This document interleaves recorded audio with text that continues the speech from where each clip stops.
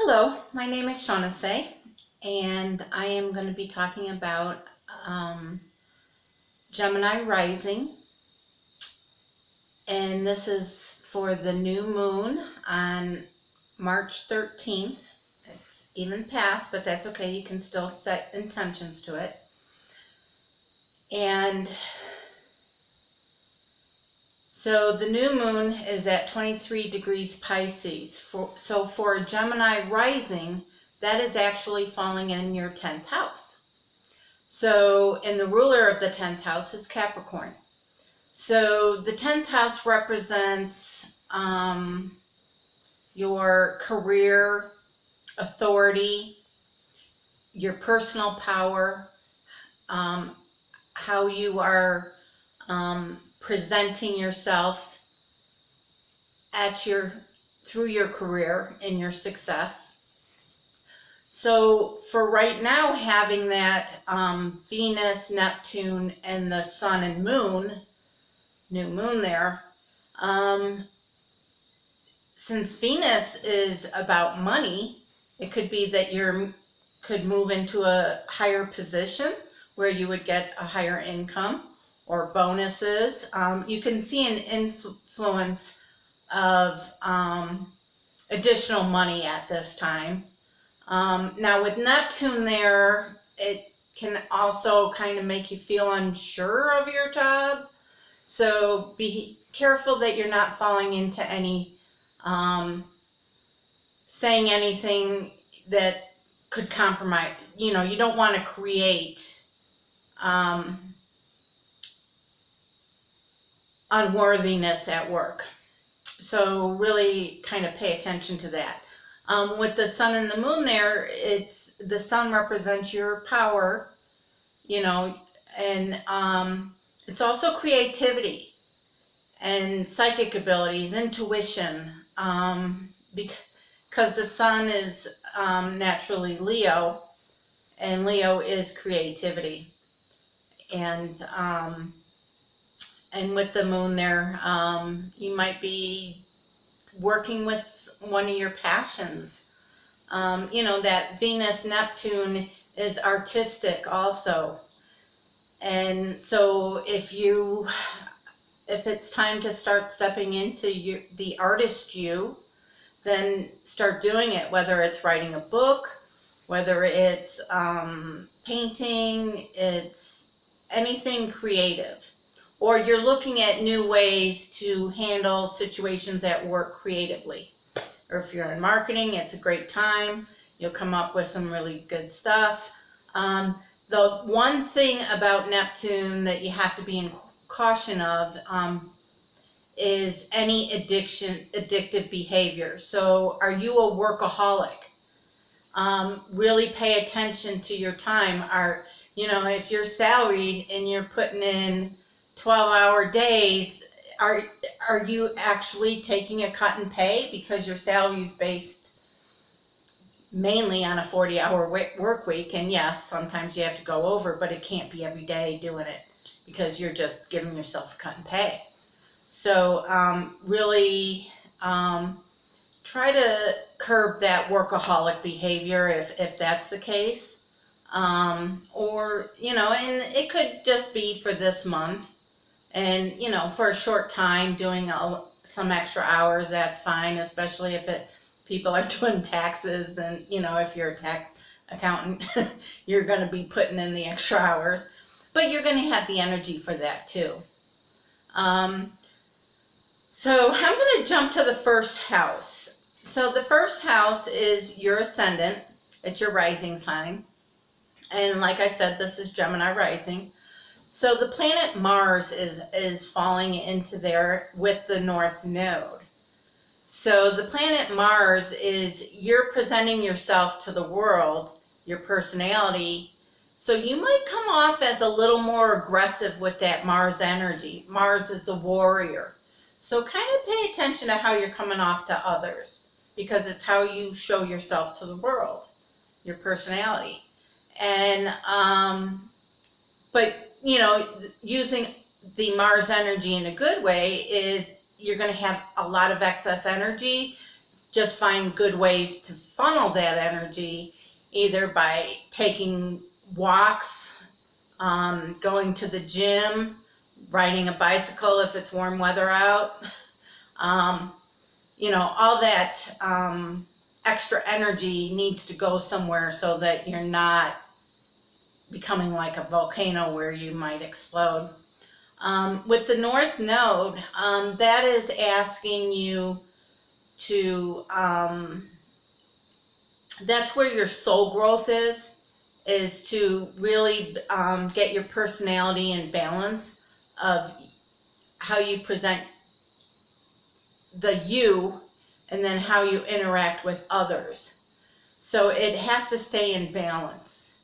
And so having, that you're not giving too much of your time to other people, that you're left drained with no energy for yourself, kind of thing.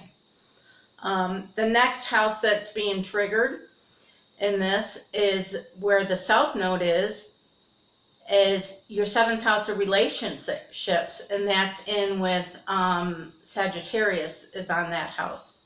So the South Node, when that comes, especially in the 7th house, is you might have some past life connections that seem fated, F-A-T-E-D.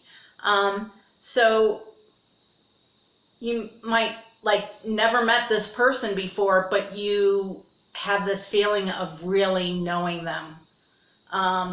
That's a past life bleeding through. Or it could be, you run into people from your past in this lifetime, when you were younger, or, grade school stuff. Maybe a friend in grade school you haven't talked to in 30 years, somehow your paths cross again. So, that's kind of a thing to look for in the 7th house for this month. Pluto is hitting off in your 8th house, which has Capricorn. So the 8th house stuff is maybe your intuition and psychic abilities, talking with the other side.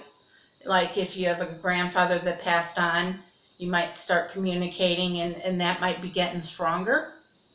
So, and if that's something you want to do, then find ways, sit and meditate, bring a picture of that person, start talking to them, and just see about, do you actually feel them around you? Are they trying to give you a message?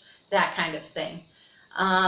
It's also Pluto being in your 8th house, going through it. It will be going through it for a long time.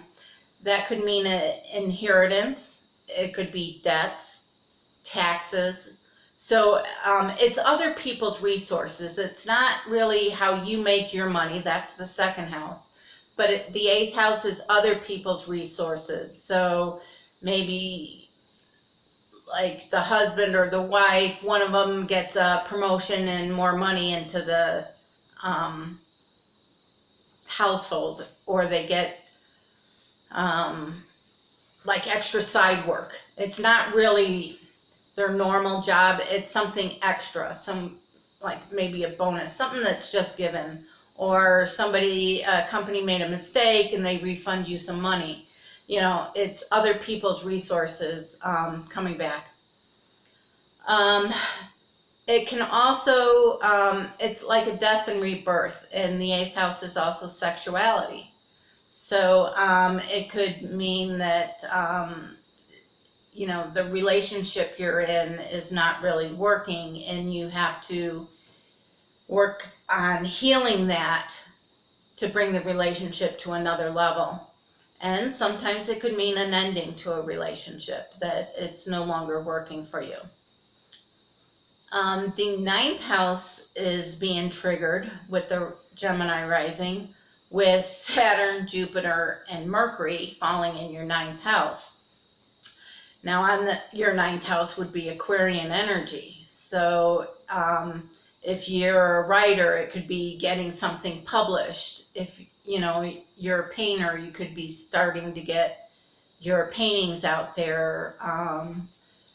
If photographer, send them in to contests or to companies or whatever to get your photography out there, because the planets are there to help you with that. The ninth house also represents long distance travel and like to other cultures or even just learning other cultures. It also represents the higher education, and that could be like going on for an extra degree in college, and it could be just higher spiritual education, or really getting serious about your spirituality or religion. But it's having Aquarius there. It can also, Aquarius also represents astrology. So that could be something you might want to learn, or are attracted to this month. Saturn is the teacher, but it's also can be restrictions. So like falling into your ninth house of long distance travel with COVID going on, less people are able to do long distance travel. And that would be a perfect play of Saturn in the ninth house of restrictions. It's also discipline. It can be the teacher. Jupiter represents abundance, good luck. That's why it's a good time to, Jupiter is there to help you get your stuff published if you want to get that published, even if it's just a blog or doing YouTube videos, whatever. And Mercury there, it's about communication. So it's how you communicate. So you're taking your communicative skills to a higher level. It could be a deeper spirituality. So that's kind of the ninth house. And like I said, the new moon is falling in your 10th house, because Pisces is in there, and I talked about that at the beginning. The other thing is the 12th house. The planet Uranus is falling in Taurus in your 12th house. So the 12th house represents dreams, trauma, passions, spirituality, institutions. So that could be hospital, prisons, all kinds. A lot of times the 12th house, if you're a nurse, it might be sudden changes, because the planet Uranus is sudden changes. It's also sudden inspiration, like flashes of really great inspiration. That's why journaling your dreams would be a good thing to do this month. So that's it for Gemini rising. If you need help figuring out what your rising sign, please go to my website, shawnasay.com, and I have a link there to get a chart. You have to put your information in it, and then they'll show you a chart, your chart, and you look at the first house or the ascendant, and that will tell you what your rising sign is. So it's like at 9 o'clock on a clock, okay? That's where your first house, so it's the left side in the center. You can always send me an email or put comments below if you have questions. I will try to get to them as long as they're not too personal questions. And have a great month. Create some really great fun in your life. Thank you.